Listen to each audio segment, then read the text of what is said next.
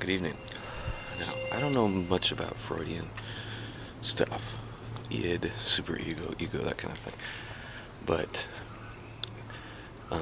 yeah, I'm reading this book, The Uses of Enchantment. It's getting a little bit into that, although it's not a purely Freudian book.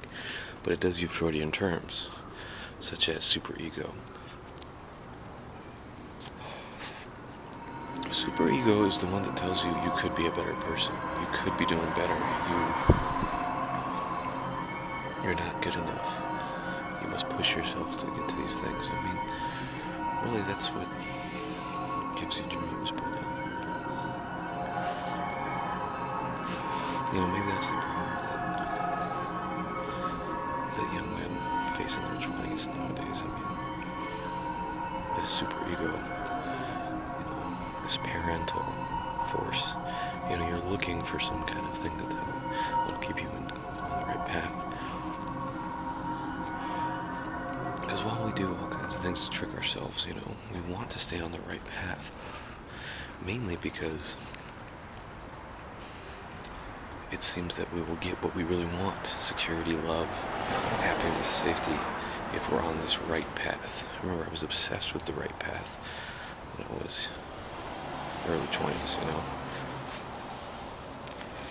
I was in my early 20s. What's right? What do I do? I need to get myself better. I need to make myself better. And really that's a necessary push, I suppose, but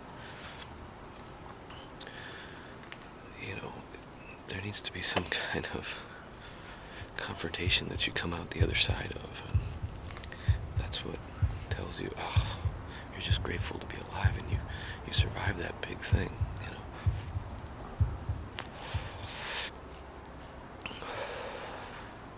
And of course you're so horny, so you have the id, or whatever. Then you have the ego, the you picture holds it all together. But, it's funny how I was just kind of ruffled in a bad way by the Christianity stuff this weekend. And there's guilt around that, I always tried to kind of balance them and make sure I could somehow redeem my Christian experiences with the new things I had learned. But, I just, for the first time, just like, I don't need that anymore. I don't want that. It doesn't fit me.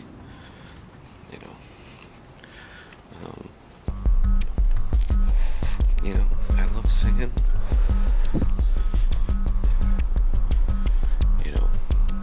The idea that fairy tales have their place because they always have a happy ending. They keep children, able to play with these forces in an imaginative way. It's safe. And then you get more into tragedy, which are more mature, I guess, myths, which is straight up. And then there's the Bible, or those myths. They're not fairy tales, some of them, but they're, there's this whole rationalism that says, no, this was a real time and all that. I think I had problems with that, the whole rational approach. I think that's kind of why I said, like, why is it so serious? Why does it have to be so serious?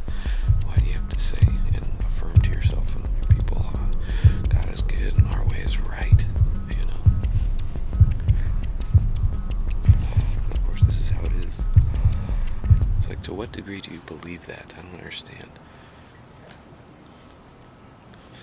I don't understand. All these feelings are part of this spectrum, but light, ever presence of the force, There's just so many ways to go. There's so many ways to go, and so many ways that people do go.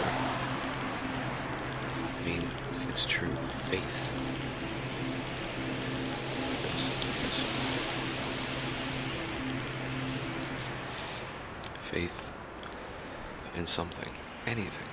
If it works, if you can stick with it.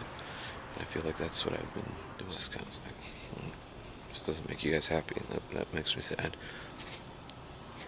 But that's always been the fundamental thing. Right? It's been the fundamental thing for a while. How can I stay true to my family, my values, and then still be true to myself?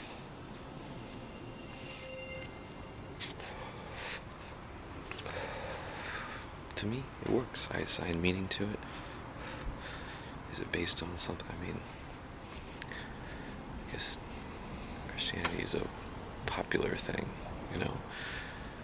The fact that many people subscribe to it seems to be like one of the major drawing points for people. But really, if you found a faith that only you and your neighbors believed in, and faith led you to live with faith, to have that in your corner, is that just as good? If it's just you, one person's faith system. I mean, ultimately it's that anyway, but it's just through a framework that's unique, you know? And that's really what